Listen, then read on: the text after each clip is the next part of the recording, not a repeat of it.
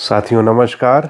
मैं वरुण कुमार त्रिपाठी, निदेशक SIP foundation, green India one channel पे आपका स्वागत है। मित्रों, आज हम बात करेंगे जो वर्तमान परिदृश्य में मार्केट में गिरावट है और जो निवेशक हैं, खासकर वो निवेशक जो लास्ट 2 और 3 इयर्स में जुड़े हैं तो जो उन्होंने निवेश किया है खास करके स्टॉक मार्केट में, उनके बारे में कारण है कि जो उन्होंने अपने को निवेश का जो प्रोसेस था या निवेश करने की जो प्रक्रिया थी वो उन्होंने लास्ट में जो पहली बार लॉकडाउन लगा और पूरा दुनिया एक अनिश्चित वातावरण में थी और उसमें मार्केट क्रैश हो गई तो काफ़ी वैल्यूएशन नीचे चले गए और जो शेयर्स के जो प्राइस थे वो इतने ज़्यादा नीचे चले गए कि वो अपनी एक वैल्यू थी उससे भी काफ़ी नीचे चले गए।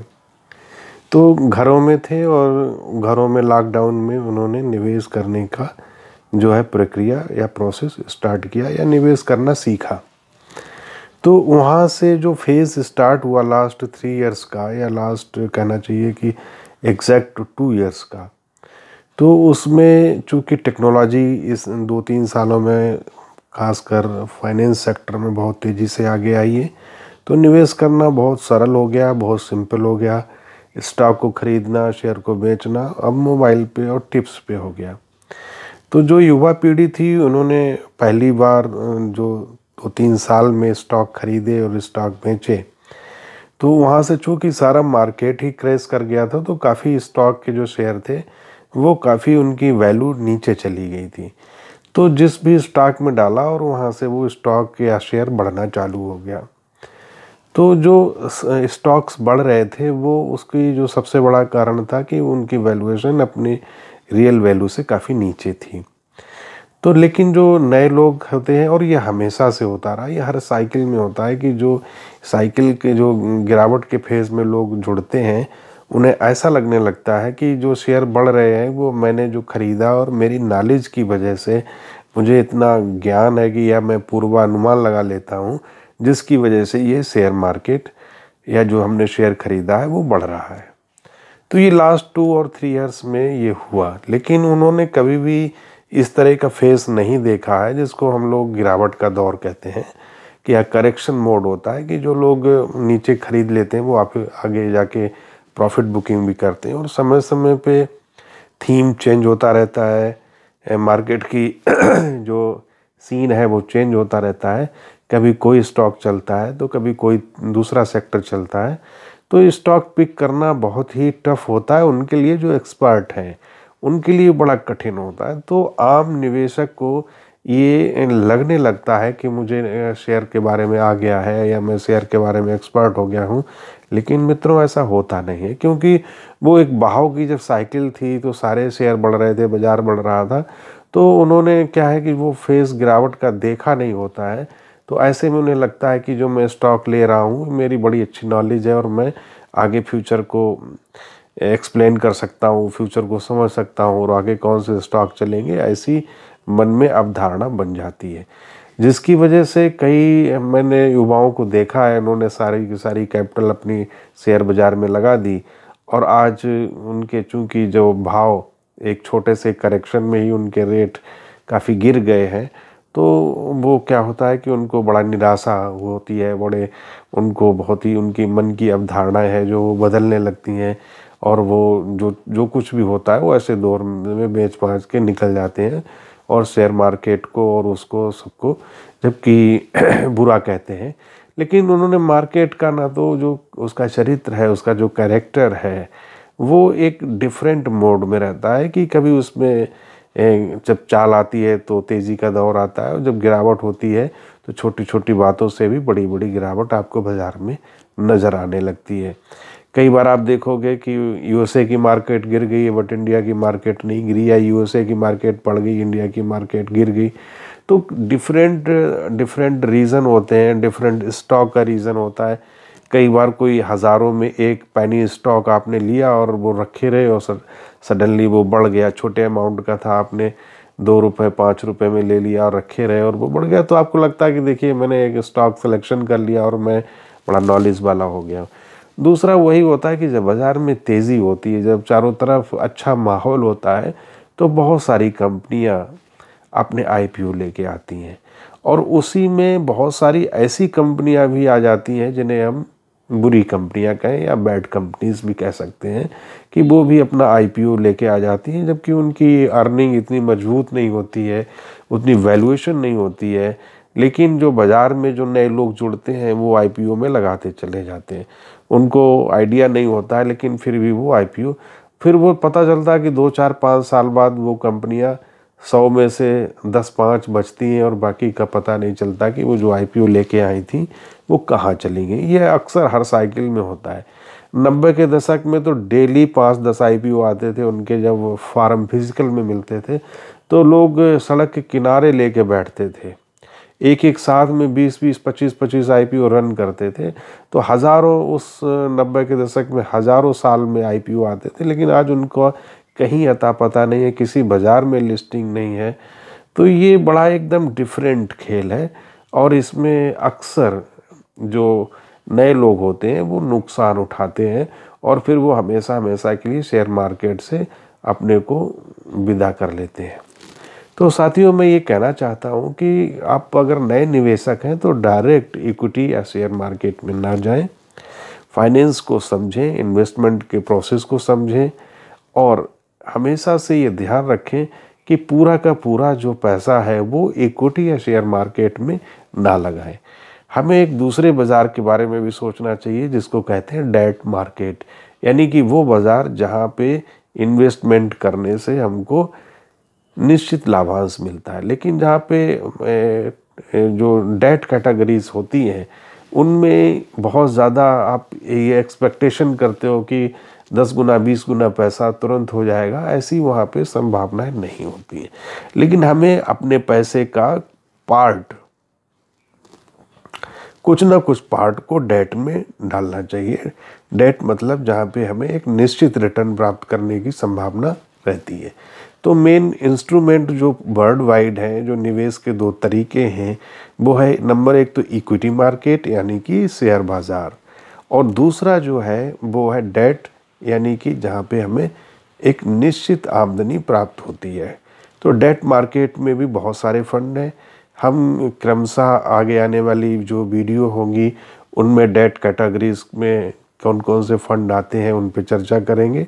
और तो हमें ये समझना चाहिए कि हमें अपनी जो हमारी, मान लीजिए इनकम 100 रुपये है, तो हमें कितना पार्ट शेयर में डालना चाहिए, इक्विटी में डालना चाहिए, और हमें कितना पार्ट जो है डेट यानी कि एफडी और म्यूचुअल फंड के डेट पार्ट में डालना चाहिए। तो इसका एक बड़ा परमानेंट या थंब रूल है, वो है जितनी आपकी एज है उसको 100 में से माइनस कर दीजिए, जो बचता है उतना हमें इक्विटी में लगाना चाहिए। यानी कि जैसे कि मान लीजिए मेरी एज आज 40 है और 100 में से हमने माइनस किया, तो हमें 60% तक इक्विटी में पैसा लगाना चाहिए और 40% हमें डेट में लगाना चाहिए। तो डेट में हमें कहाँ आज हम चर्चा करेंगे डेट में। तो डेट में सबसे पहले तो हमें लो ड्यूरेशन फंड में पैसा लगाना चाहिए। लो ड्यूरेशन फंड वो फंड होता है जो कि लो माने, जैसा कि शब्द से ही लगता है, लो माने कम, ड्यूरेशन माने अवधि, यानी कि हमें कम अवधि के लिए अगर निवेश करना है तो हमेशा लो ड्यूरेशन का इंस्ट्रूमेंट का हमें प्रयोग करना चाहिए। उदाहरण के लिए हम आज बात करेंगे HDFC लो ड्यूरेशन फंड की। अगर HDFC लो ड्यूरेशन में आप पैसा लगाते हैं तो पहली तो इसकी ये शर्त है कि आप इस फंड में कभी भी पैसा निकाल सकते हो। इसमें भी आप 2 तरीके से निवेश कर सकते हो, चाहो तो आप इकट्ठा डाल दो और चाहे तो आप SIP के माध्यम से भी डाल सकते हो। यदि आपके पास टाइम 1 से 3 साल के बीच का है तो लो ड्यूरेशन आपके लिए बेस्ट रिटर्न देगा। दूसरा, आप इसमें से पैसा अगर आप विड्रॉ करना चाहते हो तो आप इसमें से कभी भी पैसे से रिडेम्पशन कर सकते हो। इसमें बहुत मतलब कहना चाहिए रिस्क ना के बराबर है, बहुत ही लो रिस्क है, क्योंकि अब हम आज आपसे HDFC लो ड्यूरेशन के उदाहरण के साथ बात करेंगे। हमें जो लो ड्यूरेशन फंड है अगर चुनना है तो हमेशा ऐसे फंड को चुनें, रिटर्न तो हमें देखना है लेकिन रिटर्न के साथ साथ उसका AUM भी देखना है और उस AMC को भी देखना है कि वो AMC किस स्टैंडर्ड की है, किस रेटिंग की है और किस रैंक पे है। कारण क्या होता है कि जो डेट कैटेगरीज के फंड हैं उनमें हमेशा जो इंस्ट्रूमेंट जब एक्सपायर करता है तो वो उसमें से काफ़ी रिस्क भी आ जाती है। तो हमें हमेशा एक अच्छा बहुत ज़्यादा रिटर्न के चक्कर में नहीं रहना चाहिए, लेकिन एक हमें जो निश्चित रिटर्न के साथ साथ एक औसत रिटर्न प्राप्त होता है वो बहुत ही अच्छा फंड माना जाता है। तो उसी से उदाहरण के लिए हम आज HDFC लो ड्यूरेशन की बात करेंगे कि अब हमें ये जो मार्केट का फेज़ चल रहा है ये काफ़ी वोलेटाइल फेज़ है। तो हमें दूसरे सेक्टर के फंड को भी, जैसे कि केवल इक्विटी में ही ना रहें, हम डेट में भी रहें, और डेट में अगर हमें सबसे स्टार्टिंग करनी है तो वो लो ड्यूरेशन से करें। लो ड्यूरेशन फंड वो होते हैं जहाँ पे आप कभी भी पैसा विड्रा कर सकते हो, और इसकी अगर आप तुलना करना चाहते हो तो सेविंग अकाउंट से करें। जो पैसा आप सेविंग अकाउंट में रखते हो, मान लीजिए मेरी सैलरी आई 1,00,000 रुपये मेरी सैलरी और सैलरी मेरी आई, तो हम तुरंत 1,00,000 रुपये तो खर्च नहीं करेंगे। हमारे जो रेगुलर खर्चे हैं उनको अकाउंट में छोड़ दें। मान लीजिए 1,00,000 सैलरी है तो हम 50,000 रुपये अपने अकाउंट में रखें और 50,000 को आप लो ड्यूरेशन में शिफ्ट कर लें। यदि बीच में कोई आवश्यकता पड़ती है तो वहाँ से आप रिडेम्पशन कर लीजिए। दूसरे दिन, जिस दिन आप वर्किंग डेज में रिडेम्पशन करते हो, उसके दूसरे दिन आपका सुबह सुबह आपके खाते में पैसा आ जाता है। तो हम ये यूज़ कर सकते हैं कि हमारी सैलरी आई और हमने उसका सैलरी का अधिकांश पार्ट लो ड्यूरेशन में रख लिया, सेविंग अकाउंट से में ना रख के हम उस पैसे को अपना लो ड्यूरेशन फंड में यूज़ करें। और वो पैसा, जैसे मान लीजिए कि हमें अपनी बहन की या बेटी की शादी करनी है 3 महीने बाद, 4 महीने बाद, तो हम वो पैसा भी, या साल भर बाद, वो पैसा भी लो ड्यूरेशन फंड में रख सकते हैं।